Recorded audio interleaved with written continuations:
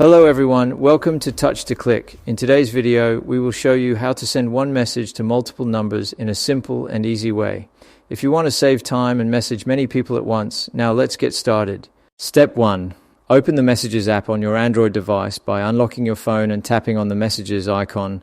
This app is where all your text conversations are managed. Step 2. Once you are inside the Messages app, tap on the Start Chat button, which is usually located at the bottom right corner of the screen. Step 3. Tap on the Create Group option. This feature allows you to send one message to multiple numbers at the same time. Step 4. Scroll through your contact list and select the people you want to include in the group message. Then tap Next after selecting all recipients. Step 5. Enter a group name that helps you easily recognize the group later.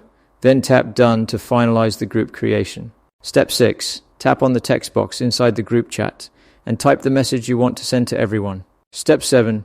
Tap the Send button to instantly deliver your message to all the selected recipients. Once sent, everyone in the group will receive the message at the same time.